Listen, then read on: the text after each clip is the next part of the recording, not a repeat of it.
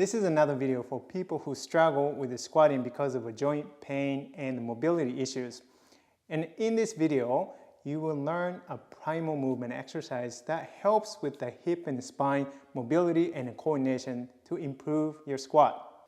If you haven't watched my last squat video, and be sure to watch it at the link below. And in that video, I demonstrated a primal movement exercise that focuses on the hip mobility and coordination required for squatting. If you want to learn how to retrain your body and then movement safely and then effectively and then move better, subscribe to my channel and hit the bell to be notified when I post a new video every week.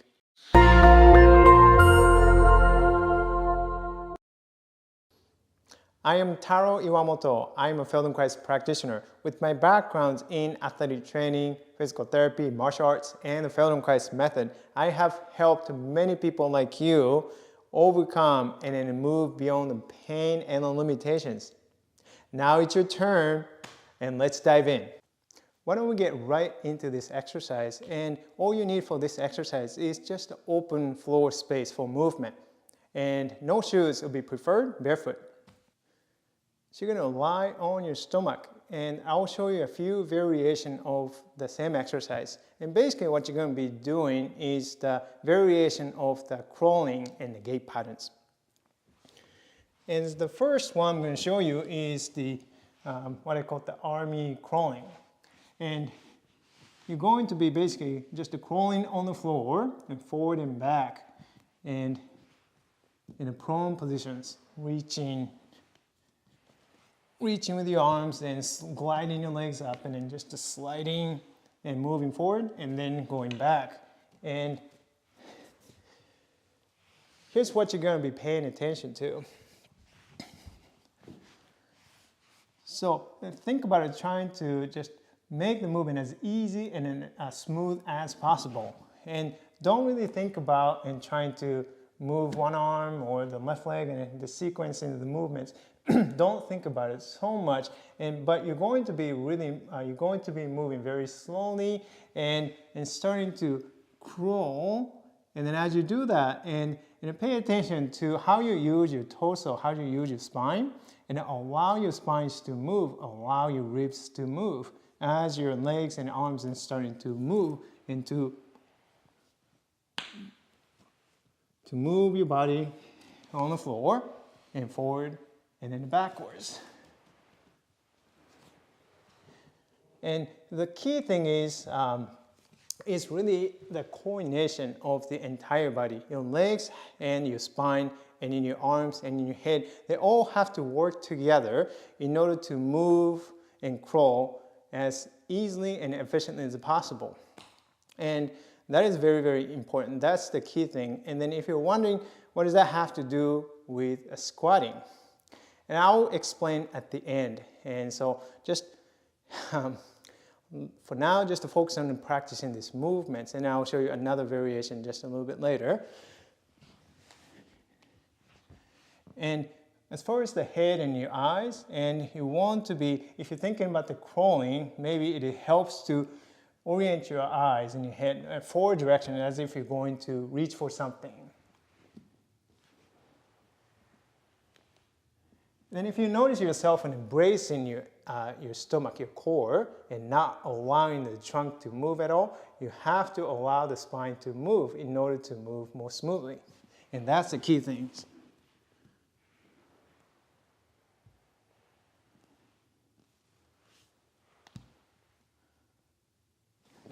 And then going back. And also pay attention to your breathing. It doesn't help to hold your breath, but it is something that a lot of people do when they're learning in different movement patterns, unusual movement patterns, right? And so if you are doing this movement here without using your toes so much, now you can intentionally use your toes. You can use your toes and ball of your foot and then propel yourself forward as you're crawling forward. Not so much going backwards, but so that you can actually start to use and engage your toes also. And that is getting actually closer to the squatting as you're starting to involve your ankles more, right? Because when you squat, your ankles flex as the hip flexes, not so much the ankle down. So you can practice it both ways. First, without engaging your ankles or the toes so much, and then the second, you can intentionally engage your toes and ankles more to give you a little bit more leverage to crawl forward. So that's the first one. And then the second one is you're going to be crawling on your hands and the knees.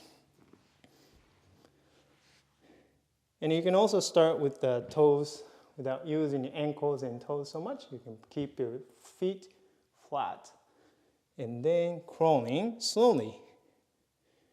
And you may be thinking that that's too easy. Of course, I mean, that may not be a very difficult movement, but you have to be very intentional with your movements.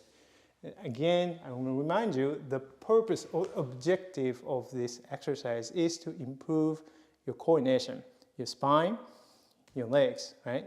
Your hips, knees, ankles, and your spine and the head. They have to be all working together. And very often, I notice, because we're so used to and been probably taught, instructed in some other places, an exercise class, and to brace and engage the core and not allow the spine to move as you're doing these movements. But instead, I'm going to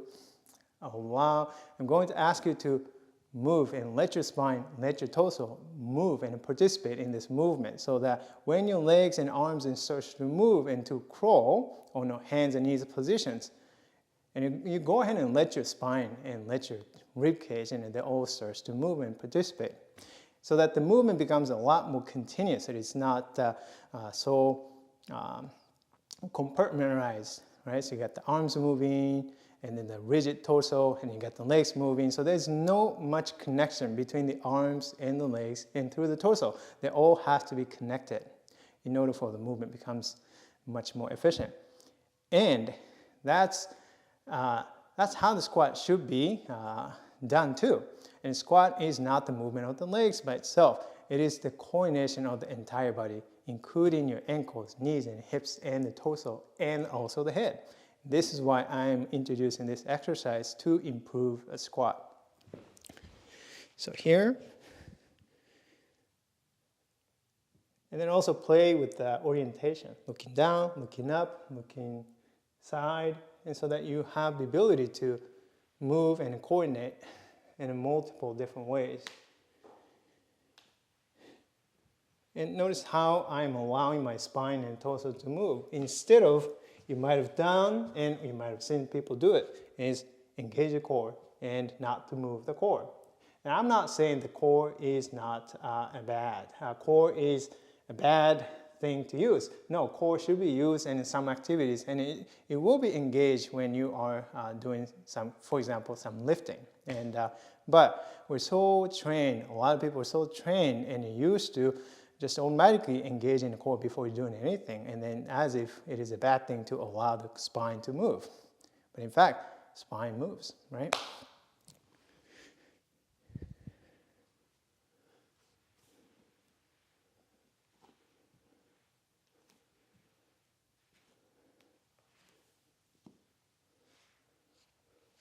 And you can practice engaging your toes also. You're going to put your feet up. Right, so you are on the balls of your foot, and so that you can actually push off a little bit with your feet.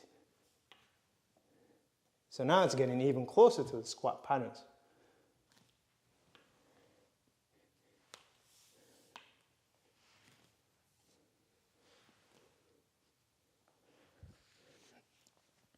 And you can also do on your hands and the feet.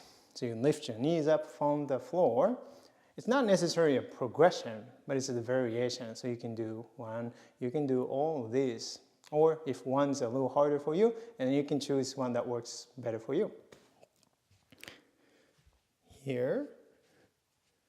So in these positions, and your core muscles will be automatically engaged more, right? And naturally. But again, here you can encourage and you can allow your spine still to move so that you're not bracing that.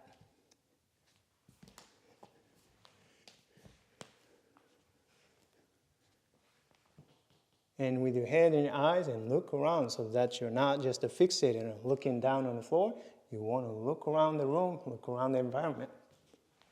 And that changes the spine and the movement of the spine and movement of the hips. So it's good to be moving your head and looking around in different places as you're doing practice in the crawling. And moving, I call this in the bear crawl, and doing the bear crawl movement. Okay, and then the last variation, well, you can probably come up with your own variation as well, but in this video, I'm going to show you just one more. And it's similar to the very first one that I showed you, where you're lying on your stomach and then just a crawling, army crawling. But this time, this is probably the most challenging one, and you're going to lift your torso, your body away from the floor. Here, then you stay pretty low, and then you crawl on your hands and forearms and your feet.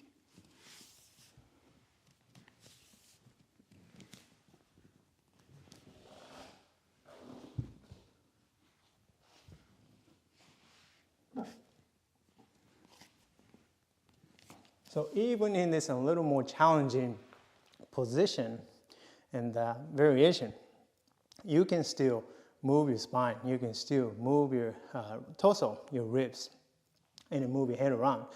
And I call the last movement Spiderman walk, or the Lizzard walk. You can name and come up with your own name. But so those are the 4 variations that are all really the gait patterns, right? So that's the fundamental movement patterns that we all learn to do that. And naturally, and as we first learn to do that, we learn to coordinate entire body through these movements. But yet, as we grow and get older, and we start to really disconnect the torso and from the arms and the legs, and then they start to move and very differently, and they individually, and then they start to lose that coordination, and that is going to affect how we do the squats, because in the squats they all work together again, right? So the coordination. So we learn to do all these movements, and then all these movements are not really separate from the squat patterns. And this is why I wanted to show you this more fundamental movement patterns to improve your squat. If you have been practicing the squats and then you haven't really had a good results, and this going through and doing this kind of the practice might help you and improve your squat patterns. And let me know in the comment below, and when you did the crawling exercise with your toes and ankles engaged, and or without ankle engaged, which one was easier for you? Is it difficult to engage your toes? I know a lot of people have a difficulty to use the toes and flex the toes. And that variation, it might be really helpful to restore that mobility of the toes and ankles. All right, one more time, and let me explain why this exercise can help with your squat. And crawling is a developmental movement pattern that is used also in squatting. And this fundamental movement pattern requires the mobility and the coordination of your ankles, your toes and knees and the hips and the spine and in your head. And just like a squat does. And relearning this fundamental movement pattern can improve your squatting pattern, and so significantly, and much more so than just simply practicing and doing the same regular squatting as you might do in the gym. Repeating the same inefficient squatting pattern, it doesn't improve your squat. And in fact, you will only become more efficient in inefficient movement patterns, which is not what you want to do. If you want to improve your back pain, be sure to grab your free movement guide to pain-free back at the link below. Check out these videos, and if you like this video, and hit that like button, and be sure to subscribe and share with your friends. Comment below how helpful you found this video was. Thank you so much for watching. See you in the next video. Happy mindful movement. Bye-bye.